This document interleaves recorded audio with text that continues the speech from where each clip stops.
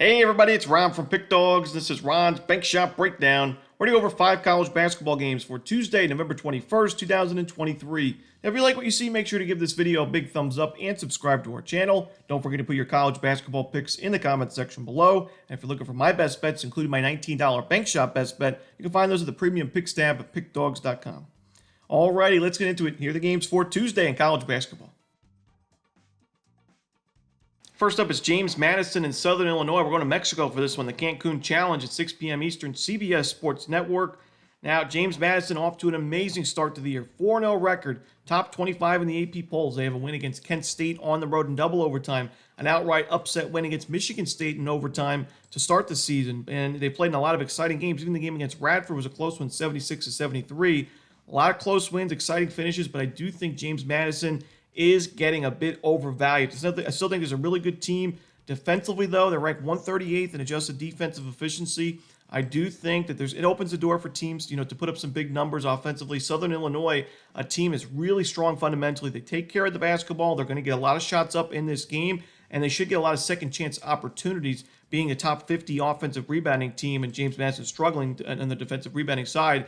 This is also a JMU team that's taken quite a few fouls to start the year. Southern Illinois does a really good job of getting to the free throw line. Not only that, but making those free throws when they get to the charity stripe. They're top 30 in the country right now in free throw percentage, hitting around 79.6% clip.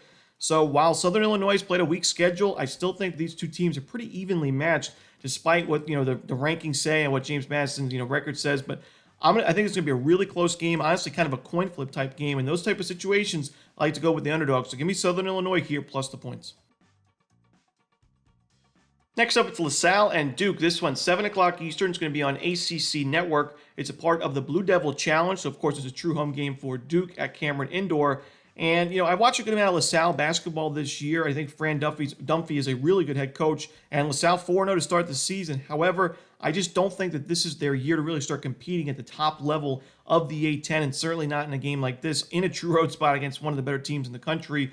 LaSalle's last game against Southern Indiana, they failed to cover the spread by quite a large margin. In fact, they were lucky, honestly, to get the win in that game. They were losing by a good amount at halftime, and they were laying 14 points. They won the game by 1 point against a Southern Indiana team that's ranked in the 300s in KenPom. LaSalle, just on both sides of the ball, there's not a lot of depth. The defense concerns me in a game like this, especially. It's 273rd in adjusted defensive efficiency. This is not a very good rebounding team, and against a strong front court that Duke has, that's a big worry for me. Even though Duke's rebounding numbers to start the year aren't great, I do think by the end of the season, like we saw last year, top 10 in basketball in offensive rebounding, Duke will be getting better there. This is a good shooting team, strong on both sides of the ball. I just think it's a really tough matchup for LaSalle. Later on this season, in conference play especially, we're going to find some value spots with the Explorers, but not in a game like this. Give me Duke laying the points. Next up, we see Alcorn State taking on TCU. This one, 8 p.m. Eastern on ESPN+.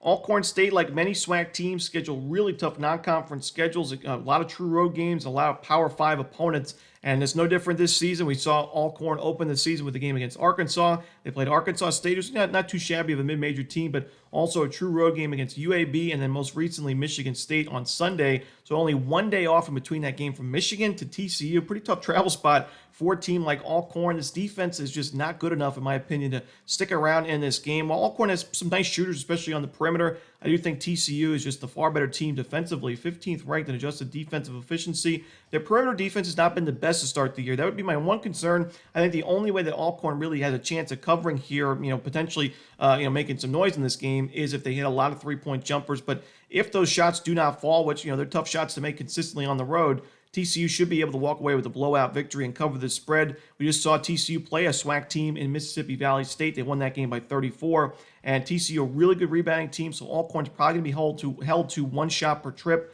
I think TCU forces a lot of turnovers in this game. It should lead to a lot of fast break buckets. Give me TCU. And another thing is TCU plays a really fast game.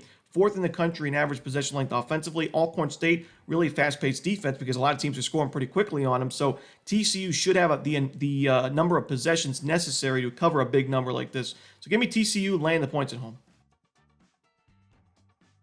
Next up, we see Fresno State taking on New Mexico State. This one, 8:30 Eastern. It's going to be on CBS Sports Network. We're going back to Mexico for this one, another neutral site game here. I mentioned this a few times. I'm just not big on this New Mexico State team this season. last year we saw a lot of off-court issues that led to some firings and some players, leaving the program. And I do think it takes a few years for a program to rebuild from something like that. Obviously, new head coach. I really like Jason Hooten, from Sam Houston. Those are my guys in the WAC.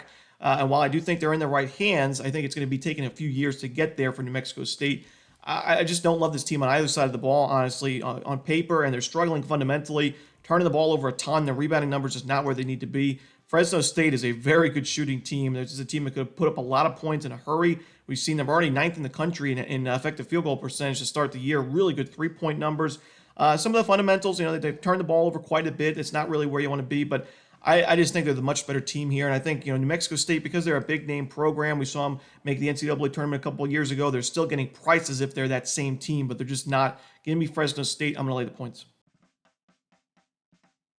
And the final game we're going to talk about for Tuesday's card of college basketball. It's Toledo and New Mexico, another neutral site game in Nevada for this one. The late game on the board for Tuesday. And I think this matchup benefits New Mexico because while I think Toledo's a great team and I love what they do offensively, they're top 40 in adjusted offensive efficiency, they're also a really volatile team and their defense is not so great. I mean, it's right now ranked outside the top 250 in defensive efficiency, and it's a very aggressive defense. They look to force a lot of turnovers. And they're right now 5th in the country in turnover percentage defensively, but they give up a lot of easy buckets as well. They're 358th in two-point defense, and New Mexico, an experienced backcourt and a team in general that's actually not really uncomfortable playing at a faster pace. So far this year, Toledo slowed it down a bit, but last year they were top 60 in adjusted tempo. So they look to speed things up on both sides of the ball. New Mexico's not going to be uncomfortable with that. This was a team that was super fast last year and so far this year. Like I said, the experienced backcourt should be able to take care of the basketball and not really turn the ball over too much. They're right now top 50 in turnover percentage offensively. And I just think in a game like this, I think New Mexico is the more balanced team. Toledo has the better offense, but not by too much. I think New Mexico has the much better defense. So give me New Mexico here. I like their coaching as well with Pitino. Give me the Lobos in this one. And that's it. Those are the games for Tuesday in college hoops. Hope you enjoyed this video. If you did, don't forget to hit that like button and subscribe. And don't forget to put your college basketball picks in the comments section below. Again, if you're looking for my best bets, you can find those at Pick Dawgz Premium. As always, this is Ron Romanelli. Good luck.